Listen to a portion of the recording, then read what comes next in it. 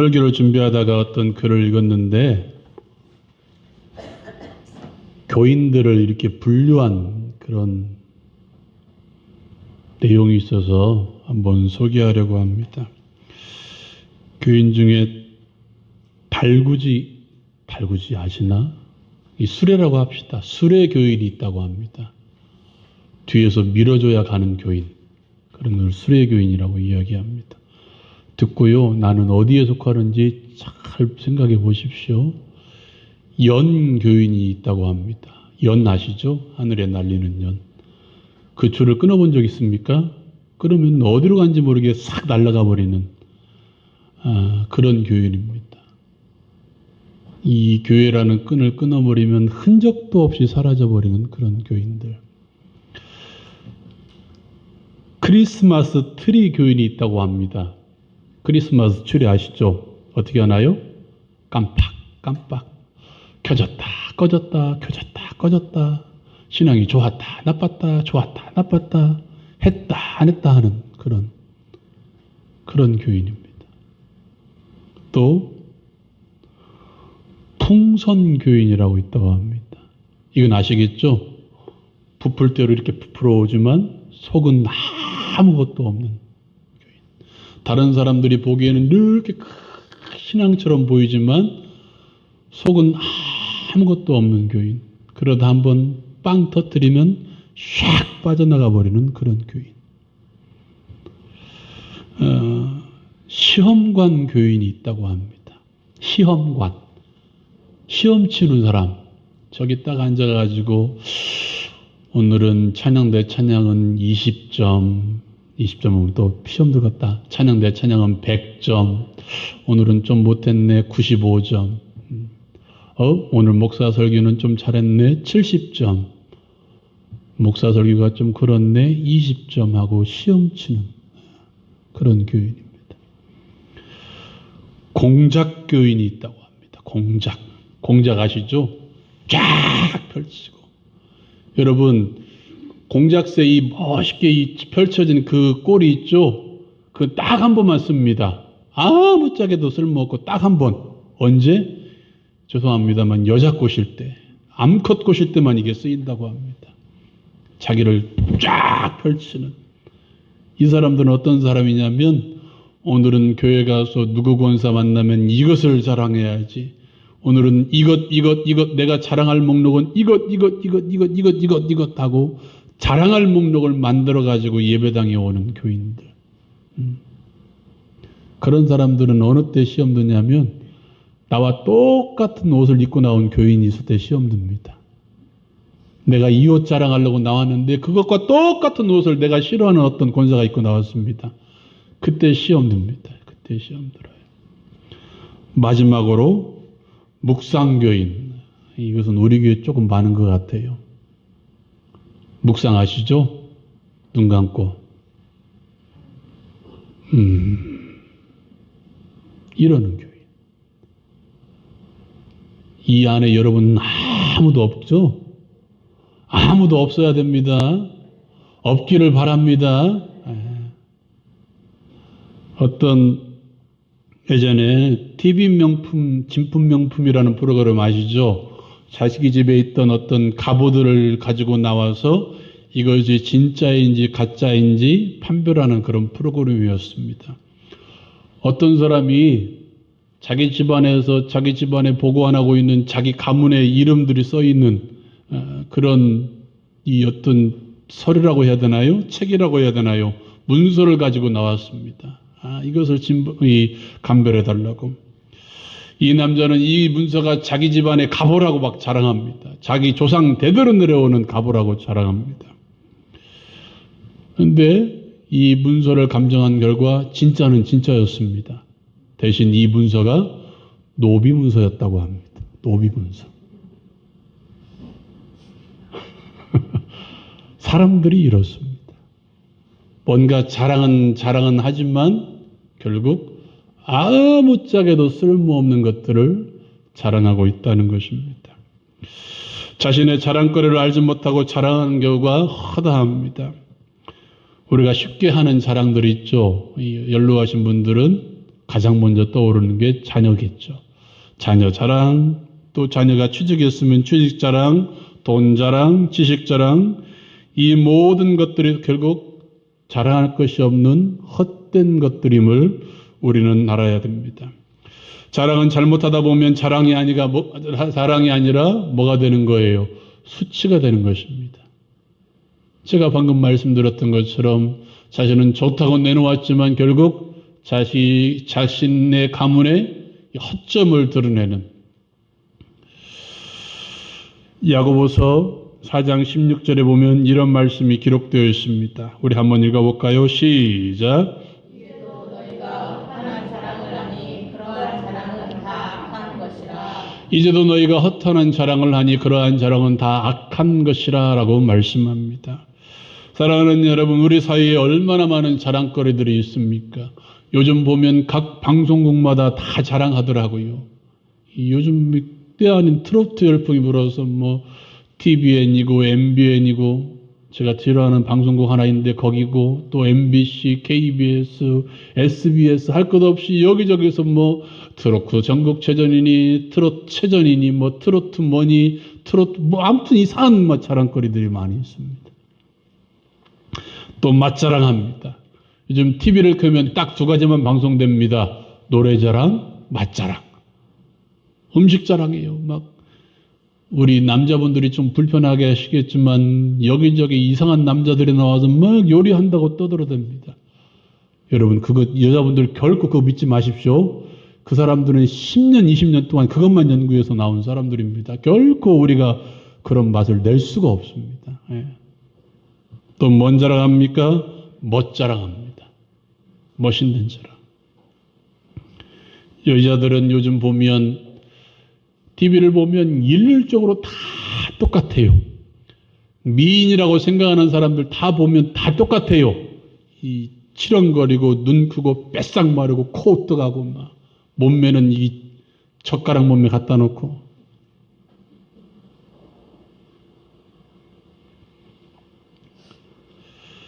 오늘 말씀에 의하면 그러한 자랑은 다 악한 것이라. 허탄한 자랑입니다.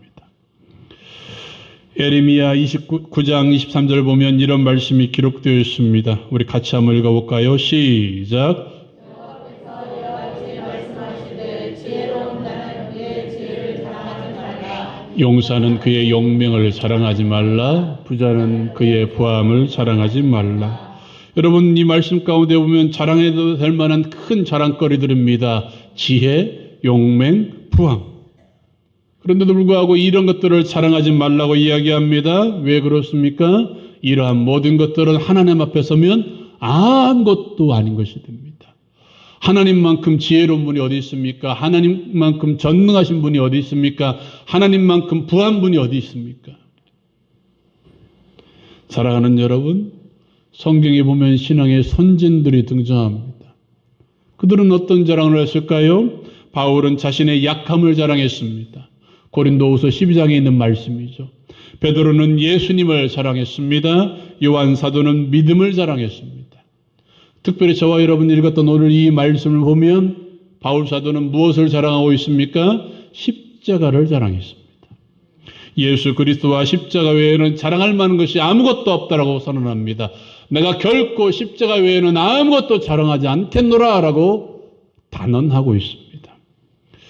왜 십자가가 자랑거리이며 십자가만이 자랑거리가 되어야 됩니까?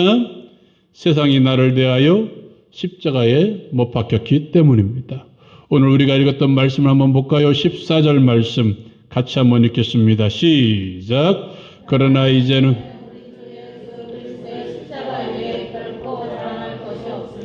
그리스도로 말미암아 세상이 나를 대하여 십자가에 못 박히고 내가 또한 세상을 대하여 그러하니라. 아멘. 바울 사도는 이전에 자신의 영광 때문에, 자신의 욕심 때문에 자신의 영광을 드러내기 위해서 십자가를 멸시하고 십자가를 자랑하는 사람들을 핍박하던 사람이었습니다. 그런데 오늘 말씀이 보면 이렇게 선언합니다. 세상이 나를 대하여 십자가에 못 박혔다라고 선언하고 있습니다. 이 말을 다른 말로 하면 세상의 것들을 세상의 모든 것들을 십자가에 대고 다 못 박아 버렸다는 거예요. 죽여버렸다는 거예요. 우리말로 하면 땅에 파묻어 버렸다는 것입니다. 여러분 또한 나도 세상에 대하여 그렇게 했기 때문에 세상도 없고 나도 죽은 것입니다. 그 가운데 누가만 살아났습니까? 십자가와 예수만 있다는 것입니다. 나에게는 이제 세상의 모든 것들도 없고 나도 없기 때문에 나에게 남은 것은 오직 뭐밖에 없다? 십자가와 예수밖에 없다는 거예요. 사랑하는 여러분, 이렇게 한번 생각해 봅시다. 하나님 앞에서 내가 세상의 것들을 자랑한다면 마치 주인 앞에서 종이 제 것인 양 자랑하는 것과 똑같은 이치입니다. 우리는 늘 고백합니다. 나에게 주신 모든 것들은 다 하나님 것이다. 이 땅의 모든 것들은 다 하나님의 것이다 라고 말씀합니다. 또 그렇게 믿음으로 고백합니다. 이 땅의 모든 것들이 다 하나님의 것이라고 고백하는 사람들이 그것을 가지고 하나님 앞에서 사랑한다면 종이 마치 제 것인 양 주인 것임에도 불구하고 마치 제 것인 양 주인 앞에서 나 이것 있어 나 이것 있어 자랑하는 것과 똑같다는 거예요.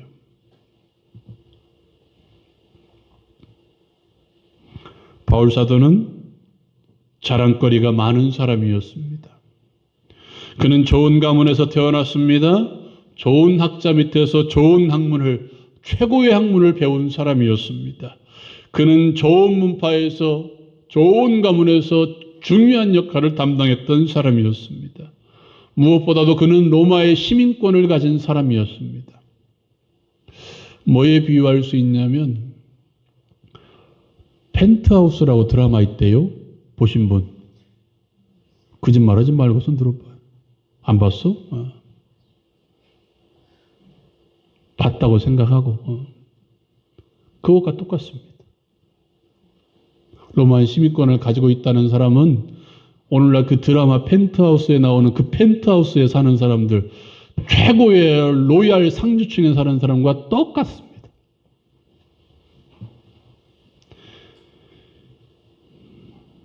여러분 이렇게 한번 생각해 봅시다. 여자들이 이 젊은 아가씨들이 가장 많이 자랑하는 게 뭐예요? 자신의 얼굴을 자랑하고 자신의 몸매를 자랑합니다. 젊은 남자들은 뭘 자랑할까요? 자신의 스펙을 자랑하고 몸을 만들어서 이 근육질의 몸을 자랑합니다. 얼마나 갈 것 같아요? 여러분들은 젊었을 때 없었나요? 잘 나가던 때 있었죠? 없었어요. 있었어요. 고개라도 끄덕끄덕. 예. 거기는 아직도 젊은데요. 고개를 끄덕거려. 여기에 비하면 아직 젊어. 근데 지금 수많은 사람들이 자신의 몸을 유지하기 위해서, 자신의 권력을 유지하기 위해서, 자신의 능력을 유지하기 위해서, 자신의 위치를 유지하기 위해서 열심을 다해야 하지만 노력하고 발버둥 치지만 결국 그 자리에서 내려올 때가 있다는 것입니다. 그 모든 것을 다 잃어버릴 때도 있습니다. 젊음을 잃어버리고 능력을 잃어버리고 명예를 잃어버리고 권력을 잃어버리고 다 내려놓을 때가 있다는 것입니다. 한계가 있다는 거예요. 사랑하는 여러분, 저와 여러분이 믿고 있는 십자가는 그렇지 않습니다. 그 십자가는 변함이 없습니다. 그 십자가는 변함이 없는 능력이 있는 것입니다. 그 십자가의 능력은 그 아무것도 할 수 없는 모든 일을 행하는 능력이 바로 십자가에 있습니다. 사랑하는 여러분, 바울 사도가 말했던 것처럼 그 십자가 외에 결코 자랑할 거리가 없는 저와 여러분들 되기를 주님의 이름으로 축원합니다. 십자가에 못 박히신 예수 그리스도가 여러분의 유일한 자랑거리가 되기를 다시 한번 주님의 이름으로 축원합니다. 그렇다면 왜 십자가만을 자랑해야 됩니까? 십자가를 통해서 우리가 새롭게 시험을 받았기 때문입니다. 십자가를 통해서 우리가 새로 시험받은 존재가 되었기 때문입니다. 말씀 한번 읽어볼까요? 15절 말씀. 15절 말씀 같이 읽겠습니다. 시작.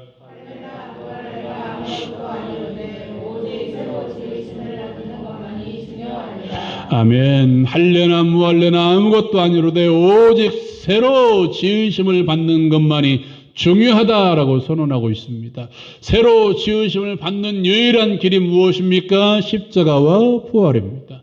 죽었다가 다시 살아나야 우리가 새로 지으심을 받는 거예요. 우리는 십자가에서 죽었고 주님의 부활로 말미암아 다시 태어난 존재가 되었다는 것입니다. 율법도 지식도 사람의 지위도 사람이 가진 능력도 물질도 우리를 새롭게 만들 수 없습니다. 우리의 겉모습만 변하게 할 뿐입니다. 우리의 속사람까지 변화시킬 수 있는 유일한 능력이 있다면 십자가와 부활밖에 없습니다. 십자가는 우리를 새롭게 만들어냅니다. 부활은 우리를 능력으로 새롭게 만들어내는 것입니다. 그 십자가가 없기 때문에 뭘 자랑해요? 엉뚱한 것을 자랑해요. 십자가와 부활의 능력을 체험하지 못하기 때문에 엉뚱한 것을 자랑해요. 예수 믿지 않는 사람들은 그들이 가지고 있는 능력을 자랑하겠죠. 예수 믿는 사람들은 무엇을 자랑할까요? 내가 먼저 이 교회에 나왔다. 내가 먼저 세례받았다. 내가 먼저 직분받았다. 나는 집사다. 너 집사냐? 나는 권사다. 너 권사냐? 나는 장로다. 이것도 모자라 뭐를 자랑합니까? 우리 가문은 몇 대째 내려오는 신앙의 가문이다. 그게 나와 무슨 상관이 있는데? 어떤 사람은 이것을 자랑합니다. 내가 이 교회를 세웠다. 나는 이 교회 개척 멤버다.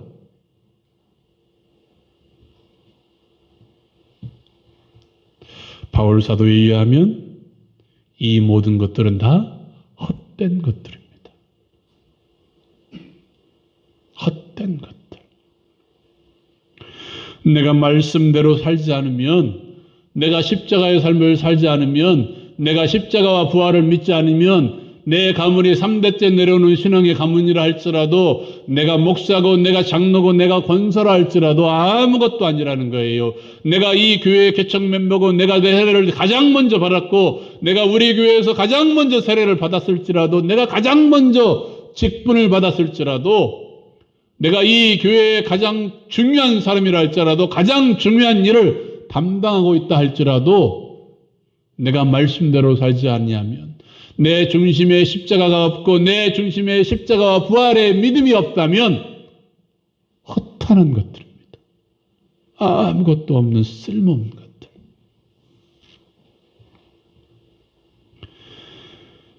십자가는 사람이 새로 지음을 받는 곳입니다. 왜냐하면 십자가는 죽음이 이루어지는 곳이기 때문입니다. 여러분 그렇죠. 내가 새로 지음을 받으려면 어떻게 해야 돼요? 죽어야죠. 죽어야죠. 십자가는 내가 죽는 것입니다. 십자가는 나의 육신의 정욕과 안목의 정욕과 이생의 자랑을 못 박아버릴 것입니다. 자신의 자랑거리들이 죽는 것입니다. 내 옛사람들이 죽는 곳이 바로 십자가입니다. 그 십자가가 나에게 없다면 나는 죽지 않기 때문에 새로 지음 받을 수가 없다는 거예요. 내가 십자가에서 나의 옛사람을 주시고 나의 모든 것을 내려놓고, 내가 십자가에서 내 정욕을 내려놓고 내가 가지고 있는 모든 욕심 덩어리를 그 십자가에 못 박아버리고, 내가 가지고 있는 육신의 정욕과 안목의 정욕과 이생의 자랑거리들을 다 십자가에 못 박을 때 거기서 비로소 나는 살아날 수가 있는 거예요. 부활의 영광이 주어지는 것입니다. 십자가에서 자신을 모든 것을 죽인 사람들에게는 부활의 영광이 기다리고 있습니다. 하나님께서 나를 다시 살리신다는 거예요. 십자가가 없으면 부활도 없습니다. 죽음도 없으면 부활도 없습니다. 내가 죽지 아니하면 하나님께서 나를 영광의 자리에 놓지 않을 것입니다. 주님께서 죽으셨기 때문에 그를 모든 이름 위에 뛰어난 이름을 주신 것처럼 내가 예수 그리스도와 더불어 나의 모든 것을 십자가에 못 박을 때 주님께서 비로소 나를 높여주시는 거예요. 고린도후서 5장 17절에 이렇게 이야기합니다. 같이 한번 말씀 한번 읽어볼까요? 시작. 그런즉 누구든지 새로운 피조물이라 이전에는 지나갔으니 보라 새 것이 되었도다. 아멘. 그런즉 누구든지 그리스도 안에 있으면 그리스도 안에 들어갈 수 있는 통로가 무엇입니까? 십자가입니다. 십자가. 내가 십자가를 붙들고 예수가 2000년 전에 죽으셨던 것처럼 나도 그 자리에서 나의 옛사람들을 다 죽일 때 내가 새롭게 태어날 수가 있는 거예요.